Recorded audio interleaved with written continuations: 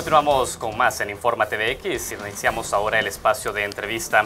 Lo hemos señalado, el expresidente de la República, Mauricio Funes, se encuentra con nosotros. Estaremos abordando en los próximos minutos la investigación sobre la construcción de la obra El Chaparral. Y es que ayer el partido Arena ha presentado ante la Unidad de Acceso a Información Pública de CEL también información necesaria para poder conocer todo el proceso de concesión de esta obra. En este contexto estaremos hablando sobre la participación de la gestión Funes en torno a la administración de la obra El Chaparral. Antes, es importante señalar que ustedes pueden participar de esta entrevista a través de las redes sociales. Yo les recuerdo @expresatvx y @canaltvx, nuestros espacios de interacción a través de las redes sociales, específicamente a través del Twitter. Me da mucho gusto en este espacio de entrevista recibir al expresidente Mauricio Funes. Gracias por atender la invitación del canal. Saúl, muchas gracias y un placer estar en el programa de TVX. Excelente, expresidente. Antes de iniciar con el análisis sobre lo que se hizo durante su administración en la gestión del Chaparral, me gustaría hacer una pequeña línea del tiempo, expresidente, para poder saber de qué estamos hablando. Y es eso, específicamente en 1997 el gobierno de Armando Calderón Sol inicia estudios de prefactibilidad para determinar si era viable la construcción de la presa El Chaparral en el municipio de California, en el departamento de San Miguel. En el año 2008 el gobierno de Antonio Saca solicita el diseño de esta obra por un monto alrededor de $3 millones a la empresa Intertec. En 2008 se contrata a Astaldi por contrato mano en llave para la construcción de la presa en un monto de $219 millones. Luego, en 2010, ya durante la gestión del expresidente Mauricio Funes, Astaldi abandona la obra por el movimiento de un dique y modificaciones en el terreno, donde se instala la obra por efectos de la tormenta Ágata a finales del año 2010. En 2010, el expresidente Funes ordena un rediseño de la obra a esta misma empresa que había diseñado en una primera instancia, Intertecne, por $5 millones y estima un costo elevado de construcción por $70 millones más.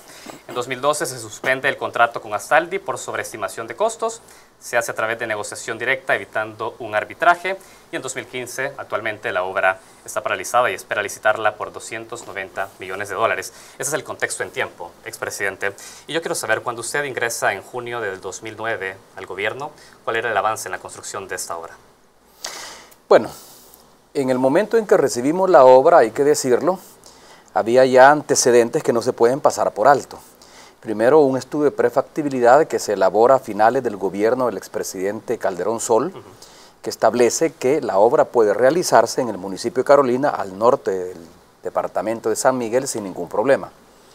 Luego después, durante el gobierno del expresidente Flores, se llevan a cabo nuevos estudios de factibilidad, contratan a una empresa alemana quien establece que ese es el lugar ideal para construir una central hidroeléctrica sobre el río Torola y que no había ningún problema de carácter geológico ni ambiental y que por lo tanto había que pasar al proceso de negociación con los pobladores de la zona para comprarle las tierras de tal manera de que cuando se dé la creación del embalse, las tierras iban a ser inundadas y ya no pueden ser propiedad de ellos, sino que propiedad del Estado.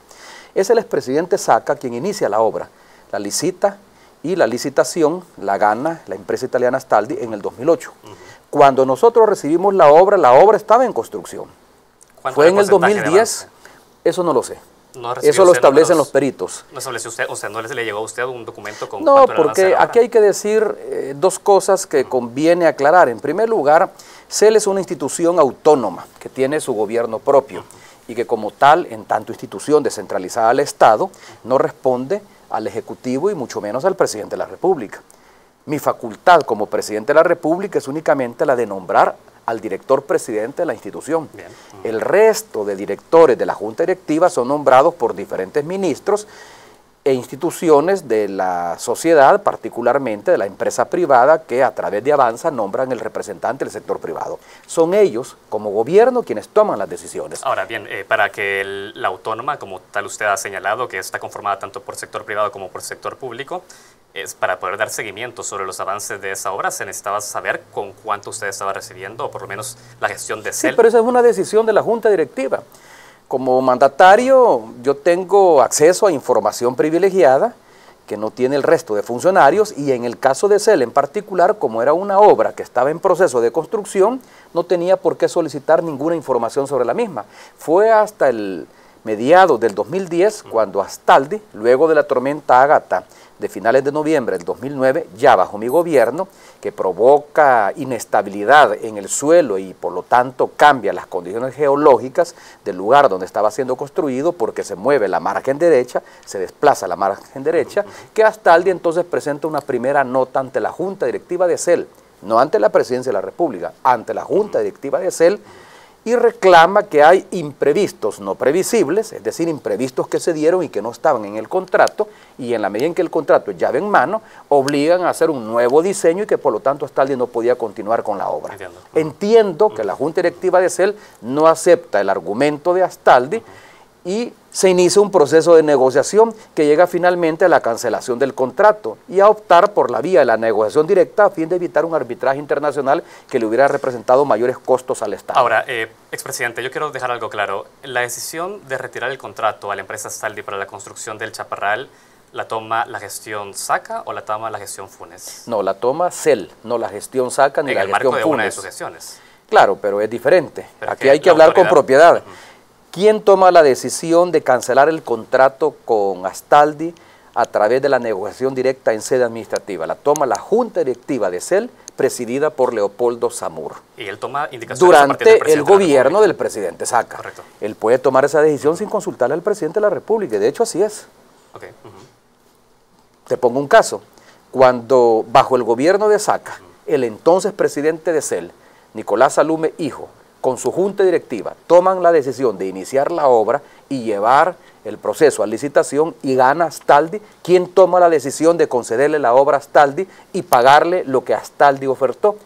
Lo toma la junta directiva de Nicolás Salume Hijo, no la toma el presidente Saca, porque es una entidad autónoma. Es que hay que entender dentro de la configuración del Estado salvadoreño, una cosa es el Ejecutivo y otra cosa son las instituciones autónomas y descentralizadas, tienen sus gobiernos propios y son ellos quienes toman las decisiones. Sin lugar a duda, presidente, pero el punto es que si estaba bajo la administración de cualquiera de los presidentes que hubiese sido... Bueno, la decisión de cancelar el contrato con Astaldi se toma en mi gobierno, pero la decisión la toma la Junta Directiva presidida en ese entonces por el director presidente Leopoldo Samur. ¿Por qué se toma esa decisión, expresidente? Nos gustaría dejar claro por qué se toma la decisión por parte de la Junta Directiva de CEL. Porque al final se llega a establecer que efectivamente la tormenta Ágata cambió las condiciones geológicas del lugar que había sido seleccionado en estudios de factibilidad anterior para construir la presa y había inestabilidad del suelo por un desplazamiento de la margen derecha de la montaña que obligaba a realizar algún otro tipo de obras de mitigación para seguir construyendo el dique central. Entonces, la obra no podía seguir siendo construida como estaba establecida en el diseño original que elaboró Intertecne, por esa falla geológica. Astaldi no se hacía cargo de la obra porque como el contrato era llave en mano no podía haber modificación de obra ni modificación de presupuesto, había que hacer un nuevo contrato. Se llega a un proceso de negociación porque una de las salidas era ir a un arbitraje internacional, que el gobierno de la República a través de la Junta Directiva de CEL le cancelara unilateralmente el contrato a Astaldi y Astaldi sencillamente iba a reclamar en un tribunal internacional algunos gastos que tendrían que ser cubiertos por el gobierno central. De hecho, inicialmente Astaldi reclamaba 180 millones de dólares por lo construido y por los daños y perjuicios que implicaba la cancelación del contrato. Fue a través de un proceso de negociación recomendado por dos firmas consultoras, una nacional y otra internacional. La nacional es el despacho Rusconi Medida y Asociados, Centro Low, y la internacional es el despacho Curtis, quienes recomiendan que lo mejor era ir a una negociación directa para evitar el arbitraje internacional, porque ahí hubo opiniones de diferentes juristas. Ahí entra el doctor Nelson Segovia, en vida en ese momento, que es un experto en derecho administrativo, quien recomienda que lo mejor era la negociación directa y no el arbitraje internacional. Perfecto. Y también la licenciada Cafati, que es una de las expertas en el tema, que también recomienda la vía de la negociación directa y no el arbitraje internacional. Antes de pasar al tema de la negociación directa, expresidente, yo quiero aclarar un punto y que usted de alguna manera lo ha señalado. Ha dicho entonces que el gobierno, y específicamente la Junta Directiva de CEL, sí reconoció que hubo modificaciones en el terreno, que los argumentos de Astaldi eran válidos. Al principio no lo aceptó, porque no se tenía el peritaje necesario como para poder aceptar la posición de Astaldi. pero luego se contrataron, entiendo, una o dos firmas que realizaron un peritaje y que determinaron que efectivamente ahí hubo un cambio en las condiciones geológicas. Y eso lo lleva a ser un nuevo diseño. Por supuesto, porque la obra no podía estar siendo construida de la misma manera como la había diseñado originalmente Intertecne. Pero por otro lado, la mejor muestra de que hubo un cambio en las condiciones geológicas de la zona son dos hechos que muchas veces la prensa pasa por alto. Cuando los diputados de Arena ponen un aviso ante la Fiscalía para que se investigue el caso Chaparral, eso durante mi administración, creo que llegó Edwin Zamora y el entonces diputado Mario Valiente a solicitar una investigación, crea una comisión de peritos, el fiscal, y manda a los peritos al territorio. Y llega el mismo fiscal y visita el terreno. Y recuerdo que hay unas declaraciones que no sé si las reproduce la prensa gráfica o el diario de hoy, creo que es más bien el diario de hoy, cuando el fiscal dice: yo agarré dos rocas y se me pulverizaron en la mano. Definitivamente aquí no se debió de haber construido el Chaparral, por un lado. Por otro lado, actualmente habrás escuchado tanto al secretario técnico de la presidencia como al actual presidente de la Junta Directiva de CEL, el arquitecto David López, quienes han dicho que van a tener que desplazar más o menos en unos 670 metros la construcción de la obra, porque donde está no se puede construir porque hubo fallas geológicas. Entonces no podemos negar, la tormenta Ágata a finales de noviembre del 2009 impactó la zona, provocó inestabilidad del suelo por el desplazamiento de la margen derecha y por lo tanto la obra no se podía seguir construyendo allí. Había que hacer un nuevo diseño y la decisión que tomó la Junta Directiva de CEL en ese entonces, presidida por Leopoldo Zamur, es de hacer un nuevo diseño y contratar a una nueva empresa que continuara con la obra. Por eso es que hubo un proceso de precalificación. Presidente, nos vamos a quedar con ese punto. Yo tengo que hacer la primera pausa de la entrevista. Hay un punto que a mí me llama la atención. La Fiscalía, a través de sus peritos, determinó que ese no era el lugar adecuado para construir una presa de esas características. No lo tenemos claro todavía porque no está el informe del peritaje. Pero ese fue un adelanto de información que dio el fiscal, pero no sabemos si los peritos han dicho que no se debe haber construido ahí inicialmente o si los peritos han dicho de que no se puede seguir construyendo ahí por el cambio en las condiciones geológicas. Lo cierto es que hubo afectaciones dentro de la obra por las condiciones del lugar, y eso quisiera saberlo al volver de la pausa, si era previsible dentro de los estudios de perfectibilidad que se hicieron en 1997. No era previsible, porque no podíamos prever la tormenta Ágata. Bueno, pero habían condiciones que podían ser más, que podían propiciar también que la obra no se construyera. Pero ¿quién se iba a imaginar que la tormenta Ágata de noviembre del 2009 iba a cambiar las condiciones geológicas de la zona? Por eso es que hablan de imprevistos no previsibles. Vamos a dejarlo con eso, expresidente. Nosotros hacemos la primera pausa de esta entrevista. Mauricio Funes, expresidente de la República, se encuentra con nosotros. Estamos hablando sobre la investigación en torno a la construcción de la obra El Chaparral. Ya volvemos.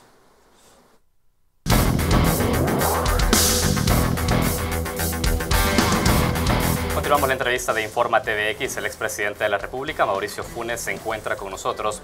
Estamos analizando en torno a la investigación sobre la construcción de la obra El Chaparral. Expresidente, usted ya daba algunas precisiones respecto a los antecedentes, más bien en la construcción de la obra. Ha dicho de que un estudio de prefactibilidad no podía adelantarse a las condiciones meteorológicas que iba a generar una tormenta Ágata y que esto iba a generar aumento de costos en un rediseño. A ver, usted, y más bien la Junta Directiva de CEL durante su administración, toman la decisión de cancelar el contrato con Astaldi y hacerlo a través de negociación directa y no a través del arbitraje. ¿Por qué, expresidente? Porque fue la recomendación de los consultores internacionales.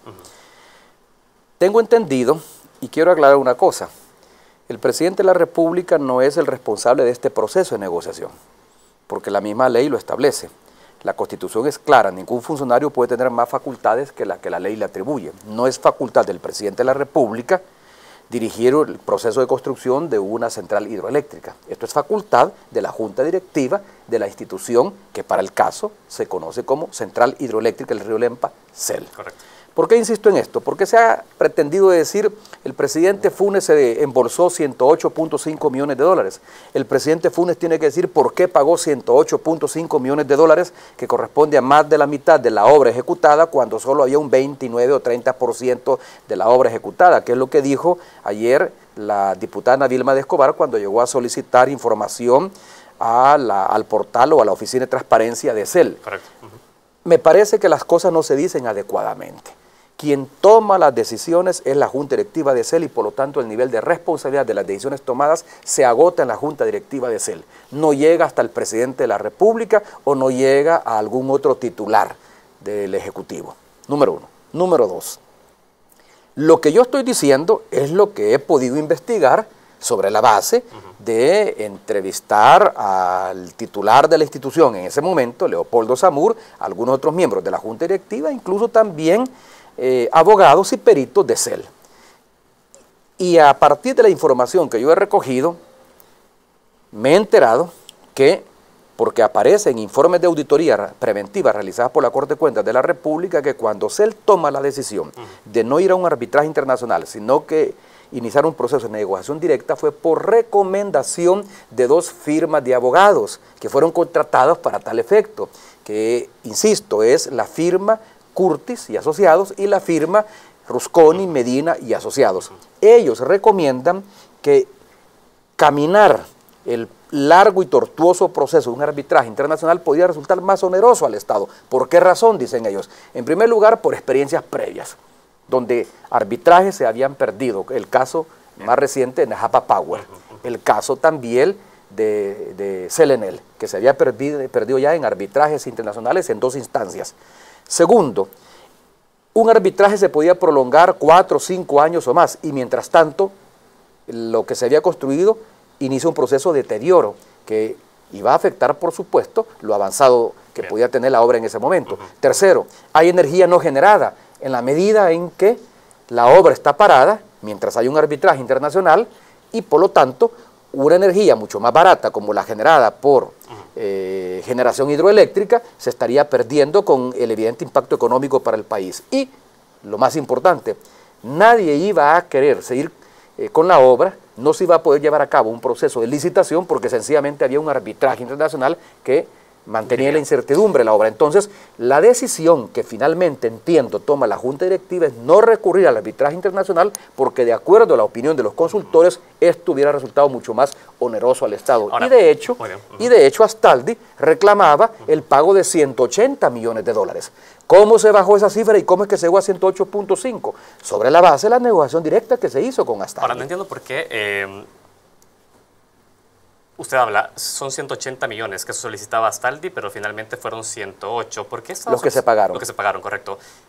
Y dejamos claro que 85 de esos fueron pagados durante la administración Saca y 23 durante su administración. 23.5. 23.5, perfecto.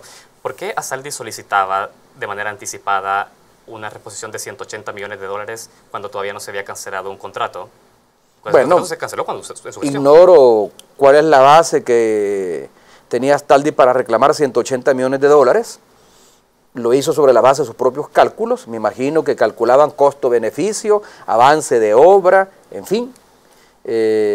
Toda empresa a la que se le cancela un contrato tiene pérdidas derivadas justamente de la cancelación del mismo. Ignoro por qué razón, porque no conozco ese proceso de negociación, insisto, como presidente, yo no participé en las negociaciones, pero sí tengo información que cuando se sentan a negociar, lo primero que hace Astaldi es reclamar el pago de 180 millones de dólares. Y fue el resultado de una serie de reuniones, porque se ha dicho de que la decisión se tomó en forma arbitraria, en forma poco transparente. No, la decisión se tomó sobre la base de una negociación a la que le autoriza la Junta Directiva al presidente de CEL, incluyendo al representante del sector privado, Tom Howe, quien firme el acta donde recomiendan al presidente de CEL que inicie un proceso de negociación para bajar esa demanda de 180 millones hasta los 108.5 millones, que fue lo que finalmente se acordó. Solo quiero dejar algo claro, porque es ese punto.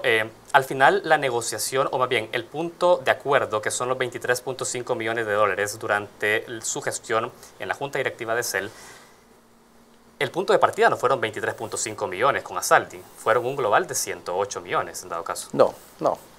O sea, lo que ya se había pagado en gestión Saca y vamos un compensatorio de 23, ¿no? Astaldi reclama el pago de 180 millones de dólares. ¿Cuándo lo reclama? En el momento en que inicia la negociación para dar por cerrada la cancelación del contrato. Bien. Aquí estamos frente a una negociación de dos partes, el contratista y el contratado. Correcto. que el contratado viene y dice, bueno, a mí me tienen que reconocer 180 millones de dólares. Y viene el contratista, que es él, y dice, no podemos reconocer esa cantidad porque no hay fundamento que justifique el pago de esa cantidad. Y comienzan a negociar y finalmente llegan a 108.5 millones de dólares. ¿Sobre qué base? Lo ignoro. Esos son criterios técnicos de costo-beneficio, aspectos financieros que yo ignoro. Pero entiendo que llegaron finalmente a establecer que el pago total iba a ser de 108.5 millones de dólares. Como ya se habían pagado 85, entonces lo que la Junta Directiva de CEL autorizó al director presidente de CEL es que se pagara los 23.5 restantes para completar los 108.5 millones. A eso me refiero, o sea, la negociación al final directa que pudo haber establecido la Junta Directiva de CEL con con Asaldi, representaba 108 millones globales, o sea, los anteriores 85 brindados durante gestión SACA y compensar con 23.5 millones. Claro, se le descontaron a los 108.5 los 85 que ya le había pagado CEL bajo la administración SACA y entonces restaba por pagar 23.5 millones de dólares. Pero hay que agregar un elemento más. La cifra tampoco toma la decisión en forma unilateral y arbitraria la Junta Directiva de CEL.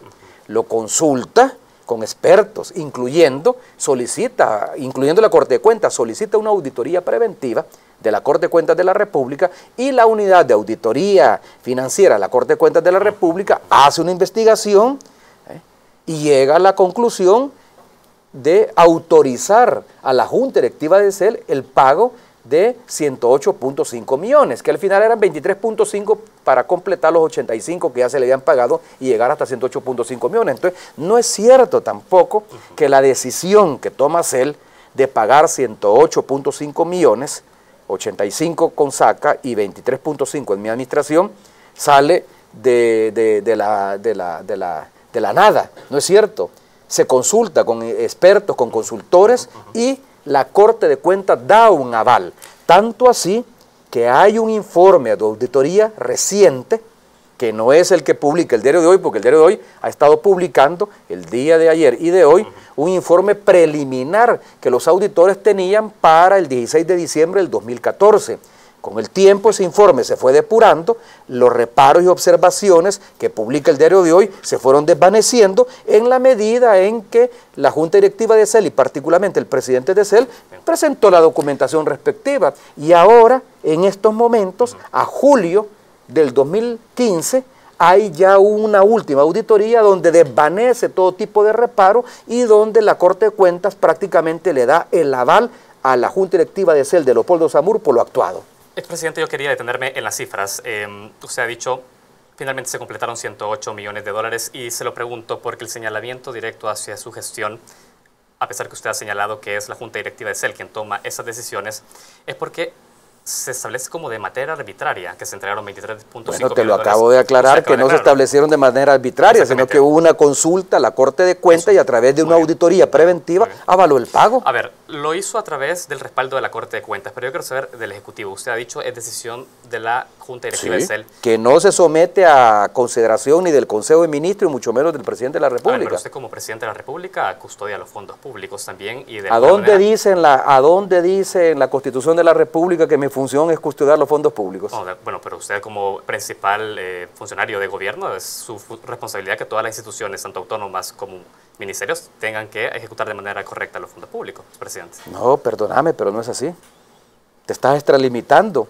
Revisar la función y la facultad del presidente de la República. ¿Dónde dice que yo soy el custodio de los fondos públicos? No. No debería velar por la... Yo tengo que velar por el buen ejercicio gubernamental. Pero quien custodia los fondos públicos es una institución que de acuerdo a la Constitución se llama Corte de Cuentas de la República. Muy bien. Es la Corte de Cuentas de la República la que lleva a cabo esa custodia. No, pero que es importante porque entonces viene y dicen, el presidente de la República autorizó ese pago para llegar hasta los 108.5 millones de dólares y seguramente alguna comisión ha de haber recibido. Me parece una total falsedad. Primero, y segundo, una posición difamatoria y calumniante. El presidente de la República no tiene más facultades que la Constitución le atribuye. ¿Quién es el que custodia el buen manejo de los fondos públicos? La Corte de Cuentas de la República. Una decisión como el pago de 23.5 millones de dólares que se da bajo mi gobierno, solo la puede tomar la Junta Directiva. Aunque yo me llegue a meter a la Junta Directiva y haga pataleta y les diga no pueden pagar, si ellos toman la decisión de pagar, se paga. Ahora, ¿quién custodia que ese pago es de acuerdo a la ley y es un pago justo y no es un pago irregular? La Corte de Cuentas. Correcto, y la Corte de Cuentas, para determinar eso, ¿cómo lo hace? A través de auditorías. Se han hecho 4 auditorías en ese caso y ninguna de las auditorías ha condenado a la Junta Directiva de CEL. Yo lo que quiero tener claro es que usted como presidente de la República nunca recibió en su despacho ni tuvo comunicación con el expresidente de CEL sobre ese es el porcentaje de obra avanzada y a esto corresponde tanta cantidad de plata a entregar. No, pero es que esa es otra cosa. Es que eso le pregunto. Esa es otra cosa. No, es otra cosa. Es decir, el presidente de CEL, a petición del presidente de la República, en la medida que es un funcionario, que yo nombré, por supuesto que me mantenía informado de ese proceso. Ahora, no me mantenía informado del proceso para que yo diera el aval o para que yo autorizara que se hicieran esos pagos. Me mantenía informado del proceso porque como presidente de la República yo debo de conocer la mayor parte de las actividades de la gestión pública y una obra tan importante como el Chaparral, por supuesto que no podía escapar a mi conocimiento, pero el presidente de CEL llega y me informa y me dice, hemos tomado la decisión en junta directiva de dar por cancelado el contrato y vamos a entrar a un proceso de negociación. Bueno, adelante, porque además de eso me dice, eso es lo que recomiendan los consultores y eso es lo que recomienda la auditoría preventiva de la Corte de Cuentas. Bueno, adelante, pero yo no lo puedo parar. Yo no puedo decirle, a ver, permítame, señor Zamur, ¿ya? Déjeme investigar a mí este caso. Yo no puedo parar eso. Por eso es que se llaman instituciones autónomas y descentralizadas del Estado, porque tienen su propia junta de gobierno. Te pongo un caso más claro. Yo me enteré, por ejemplo, que durante la administración anterior de Nicolás Salume hijo, 2 directores, uno nombrado por el Ministerio de Relaciones Exteriores y otro nombrado, no recuerdo por qué institución del Estado, habían asistido a un seminario en Israel y me enteré por las redes sociales que aparecían fotografías de ellos tomando el sol frente al Mar Negro y presumiendo de que estaban pasando unas adecuadas vacaciones. Claro, vengo yo, mando a llamar al presidente de CEL y le digo, a ver, explíqueme cómo es que 2 de sus directores están en Israel y en lugar de participar en un seminario, aparecen fotografiándose frente al Mar Negro tomando el sol y disfrutando de sus vacaciones. Y cuénteme, ¿y le dieron viáticos? Sí, la Junta Directiva autorizó viáticos. Entonces yo, ¿qué podía hacer ahí? Podía decirle, mándelos a traer, despídalos, no lo puedo hacer, porque mis facultades no me lo permiten. Esas son facultades de la Junta Directiva. Lo único que él hizo fue explicarme, entonces yo le recomendé, lo mejor que podría hacer es mandarlos a traer y discutir este tema de los viáticos en la Junta Directiva. ¿Por qué pongo este ejemplo que pudiera parecer insignificante? Porque si decisiones tan simples como autorizar viáticos o un viaje de directores de CEL no la ve el presidente de la República, decisiones trascendentales como cuánto se le va a pagar a una empresa a la que se le cancele el contrato, tampoco lo ve el presidente de la República ni lo avala. ¿Quién lo tiene que avalar? La Corte de Cuentas. Y hay un informe de auditoría que el diario de hoy intencionalmente niega o no lo consulta, donde claramente la Corte de Cuentas avala ese pago. Expresidente, vamos a hacer una pausa. Aún hay un par de puntos para poder abordar en esta entrevista y sobre todo cuando usted hablaba de las recomendaciones que puede dar como presidente de la República. Ya vamos a hablar de eso. Nosotros hacemos una pausa. Enseguida seguimos conversando con el expresidente Mauricio Funes. Ya volvemos.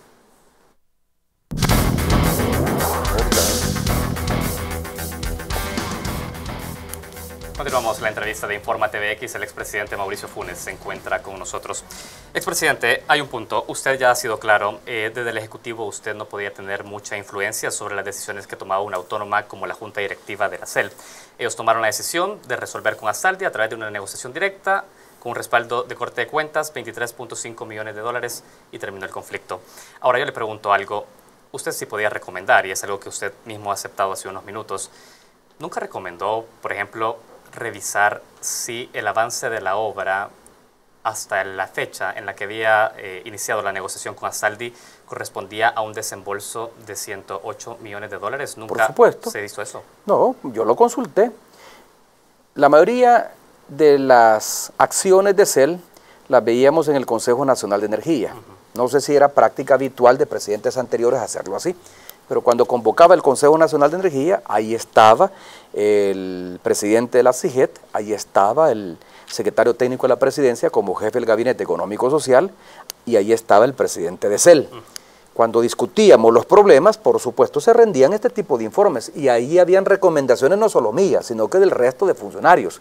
Por supuesto que se pidió que se revisara el avance de la obra, si el informe de los peritos de CEL coincidía con el informe de los técnicos de Astaldi que reclamaba un avance mucho mayor. Por supuesto que se recomendó que se revisara eso en metálico, cuánto representaba, pues. Cuánto representaba reconocerle determinado avance de la obra en términos de lo que se le tenía que pagar. Se recomendaba también por parte del departamento jurídico que asistía a esas reuniones de CEL o de la Secretaría Jurídica de la Presidencia hacer una revisión si se estaba actuando conforme a la ley o no. Todos esos puntos se ven. Ahora, me imagino, y no tengo por qué pensarlo diferente, que cuando la Junta Directiva toma la decisión de reconocer determinado avance de obra y toma la decisión de pagar determinada cantidad de dinero, lo hace sobre la base de consultas que realiza a peritos, a expertos, a despachos jurídicos, a financieros, de tal manera que no se trata de una decisión arbitraria. Ahora, aquí hay un punto que no se ha dicho. Yo leí el diario de hoy, su titular de ayer y el titular de ahora, donde habla que en un informe preliminar de la Corte de Cuentas se establecen determinadas responsabilidades en que puede haber incurrido la Junta Directiva de CEL porque no presentó suficiente documentación que justificara el arreglo directo, ni tampoco suficiente justificación que justificara o suficiente documentación que justificara el pago de los 23.5 millones para completar los 108.5 millones de dólares. Mentiras. El diario de hoy está mintiendo.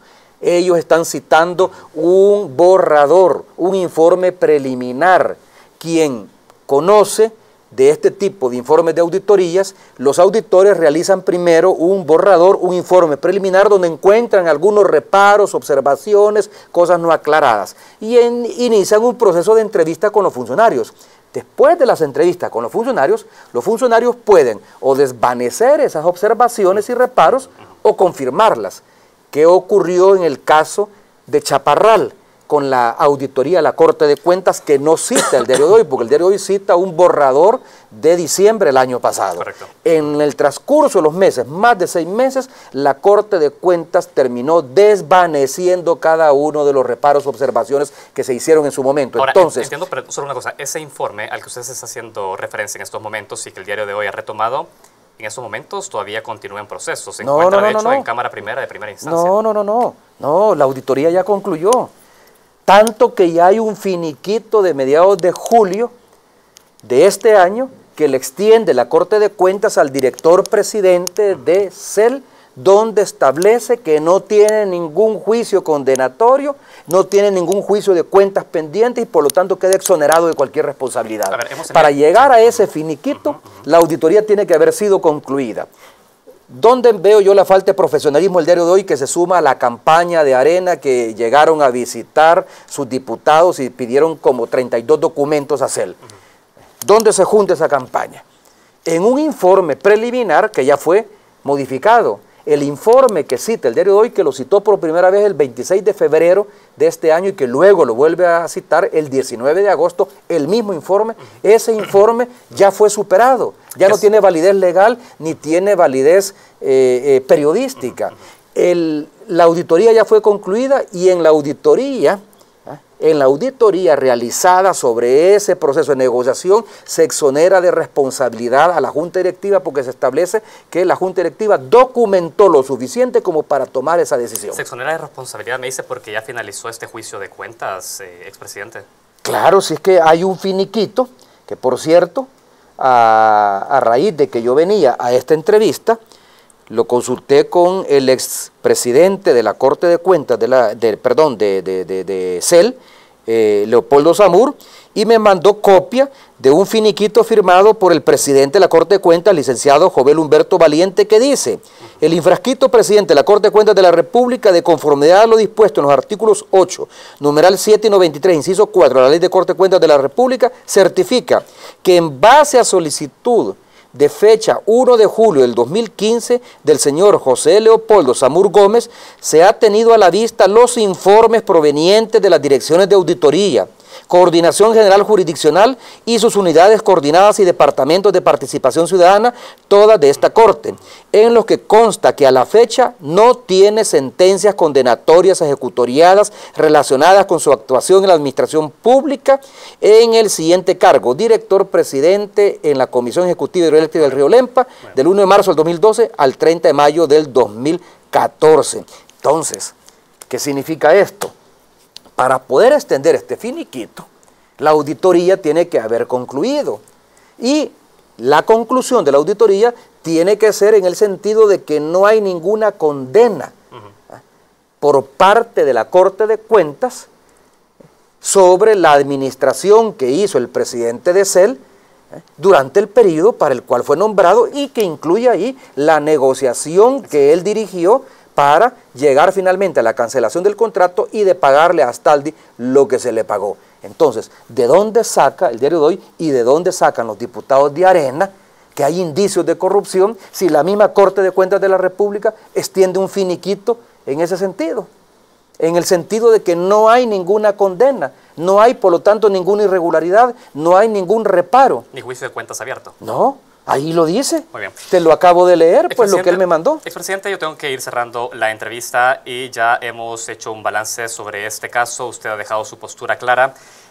Yo le pregunto algo, ¿por qué continuar en este lugar ejecutando la obra? ¿No es lo más conveniente retirarse de acá e iniciar un nuevo proceso? No, yo no creería que fuera lo más conveniente.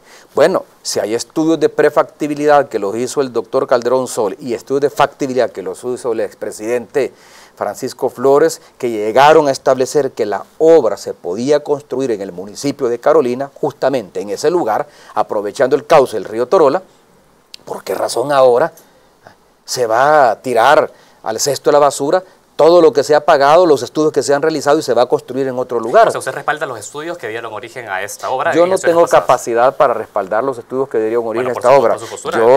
Yo me estoy remitiendo a los estudios. Si los estudios no me dicen lo contrario, ¿por qué voy a recomendar que se haga lo contrario? Además, en estos momentos no es a mí a quien le corresponde la decisión. La decisión la tiene que tomar el arquitecto David López y su junta directiva. Y entiendo que ellos han tomado la decisión de continuar la obra en el cauce del río Torola, en el municipio de Carolina, al norte del departamento de San Miguel, pero desplazando el dique unos metros más, porque donde estaba anteriormente y donde se estaba construyendo anteriormente no es conveniente. Este desplazamiento ya lo contemplaba el último diseño de la empresa. Claro, por eso es que hubo necesidad de contratar nuevamente Intertecne. Y ahí hay que decir otra cosa. Se ha dicho que Intertecne fue el que presentó la obra, la oferta más alta, y además ha aparecido mencionada como una empresa brasileña en el escándalo Petrobras. En primer lugar, cuando se hizo la licitación, Intertecne no había sido mencionada en ningún escándalo, porque el escándalo no se había destapado todavía, el caso Petrobras, en primer lugar. En segundo lugar, no fue la empresa que presentó, según tengo entendido, la oferta más alta, la presentó una alemana. ¿Por qué se la dieron Intertecne? Porque el diseño que había presentado no era un diseño fallido. El diseño que había presentado inicialmente en tiempos del gobierno del presidente Saca correspondía a las condiciones geológicas del momento. Estas condiciones se modificaron con la tormenta Ágata, había que hacer un nuevo diseño. Y no solo presentó no la oferta más alta, porque la presentó una alemana, sino que era la que tenía el puntaje más alto en términos de experticia, que es importante.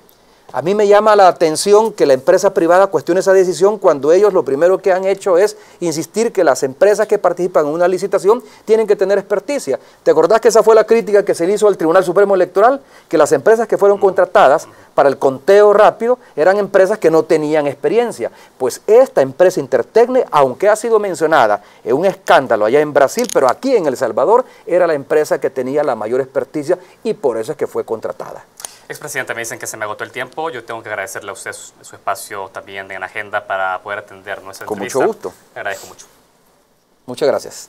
También a ustedes que han estado pendientes de esa entrevista, les recuerdo, se repite a las 11 de la noche y también podrán encontrarla en nuestro canal de YouTube, Expresa TVX. Gracias por sus comentarios. Nosotros hacemos una pausa.